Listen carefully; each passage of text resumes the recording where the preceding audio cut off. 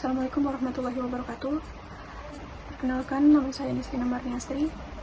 NIM saya yaitu 2488201033. Saya mahasiswi semester 2 Prodi Pendidikan Bahasa dan Sastra Indonesia. Tahun ajaran 2024-2025 di Universitas Darul Ma'arif Indramayu. Pada kesempatan ini, saya akan mempresentasikan mengenai konsep dasar menyimak dan memirsa dalam mata kuliah pembelajaran menyimak dan memirsa yang diampu oleh Bapak Unes MPD. Baiklah, langsung ke pembahasan yang pertama, yaitu pengertian menyimak dan memirsa. Pengertian menyimak. Menurut Tarigan, mendefinisikan menyimak sebagai proses mendengarkan lambang-lambang lisan dengan penuh perhatian, pemahaman, apresiasi, serta interpretasi. Adapun tujuan daripada menyimak adalah untuk memahami informasi, pesan ataupun ide yang disampaikan oleh pembicara. Selanjutnya, pengertian memirsa.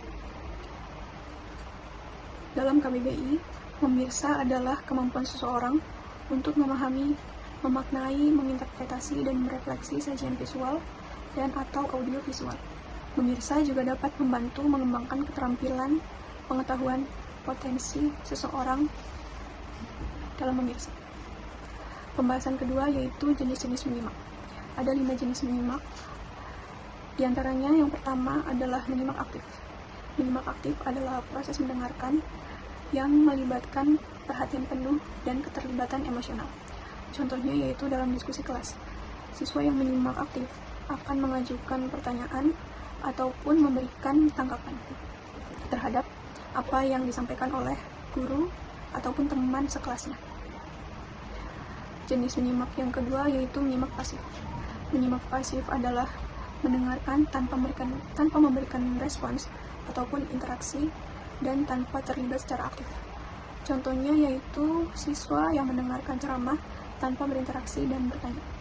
Jenis menyimak yang ketiga adalah menyimak empatik. Menyimak empatik adalah mendengarkan dengan tujuan memahami perasaan dan perspektif pembicara. Contohnya yaitu seorang guru yang mendengarkan keluhan siswanya dengan penuh perhatian dan mencoba memahami perasaan siswa tersebut. Jenis menyimak selanjutnya yang keempat yaitu menyimak kritis. Menyimak kritis melibatkan analisis dan evaluasi informasi yang disampaikan. Contoh dari menyimak kritis yaitu siswa mendengarkan presentasi dan kemudian memberikan kritik ataupun saran berdasarkan pemahaman mereka. Jenis menyimak yang terakhir, yang kelima, yaitu menyimak informasional. Menyimak informasional berfokus pada pengumpulan dan pemahaman informasi ataupun fakta. Contoh dari menyimak ini yaitu siswa mendengarkan penjelasan guru tentang materi pelajaran untuk persiapan ujian. Masuk ke pembahasan yang ketiga, yaitu ruang lingkup menyimak. Ruang lingkup menyimak mencakup berbagai aspek yang berkaitan dengan proses mendengarkan.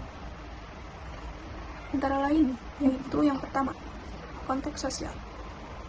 Menyimak terjadi dalam berbagai konteks, baik formal maupun informal. Dalam pendidikan, konteks ini bisa berupa kelas, seminar, ataupun diskusi kelompok. Ruang lingkup yang kedua yaitu tujuan menyimak. Tujuan menyimak dapat bervariasi, seperti untuk memahami materi pelajaran, mendapatkan informasi baru, ataupun membangun hubungan interpersonal.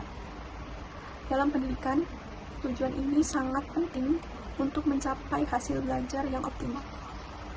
Ruang lingkup menyimak yang ketiga yaitu komponen proses menyimak. Proses menyimak melibatkan beberapa komponen, diantaranya yaitu pertama, mendengar ataupun hearing. Mendengarkan apa yang disampaikan oleh pembicara.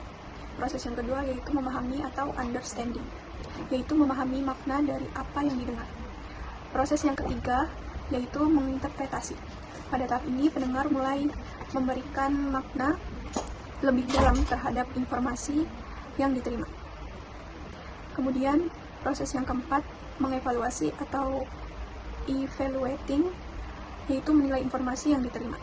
Yang terakhir itu menanggapi, yaitu tanggapannya bisa berupa pertanyaan, komentar, ataupun tindakan yang diambil berdasarkan pemahaman dan evaluasi yang telah dilakukan.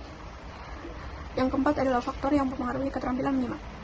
Terdapat 2 faktor yang mempengaruhi keterampilan menyimak, seperti yang pertama, faktor internal yang berasal dari dalam diri penyimak, yaitu pertama tingkat intelijensi, kemudian kemampuan berbahasa, sikap dan motivasi, kebiasaan menyimak, dan psikologis. Faktor yang kedua yaitu faktor eksternal yang berasal dari luar. Yang pertama yaitu keadaan pembicara, yang kedua kalimat, yang ketiga bahan menyimak, yang keempat adalah lingkungan, seperti lingkungan yang kurang nyaman. Kemudian pembicaraan yang terlalu monoton, penggunaan kosakata yang tidak lazim. Yang kelima, keterampilan menyimak. Keterampilan menyimak dapat dikembangkan melalui latihan dan pengalaman. Ini mencakup kemampuan untuk fokus pada pembicara, memberikan umpan balik yang konstruktif, dan memahami nuansa dalam komunikasi seperti intonasi dan ekspresi wajah. Baiklah, kesimpulan daripada presentasi ini yaitu menyimak adalah proses mendengarkan dengan perhatian dan pemahaman, sedangkan memirsa adalah memahami sajian visual. Jenis-jenis menyimak meliputi aktif, pasif, empatik, kritis, dan informasional. Ruang lingkup menyimak mencakup konteks sosial, tujuan, komponen proses, serta faktor-faktor yang memengaruhi keterampilan menyimak. Keterampilan menyimak dapat ditingkatkan melalui latihan untuk memperbaiki komunikasi dan hubungan interpersonal. Sekian presentasi dari saya, kurang dan lebihnya mohon maaf. Terima kasih. Wassalamualaikum warahmatullahi wabarakatuh.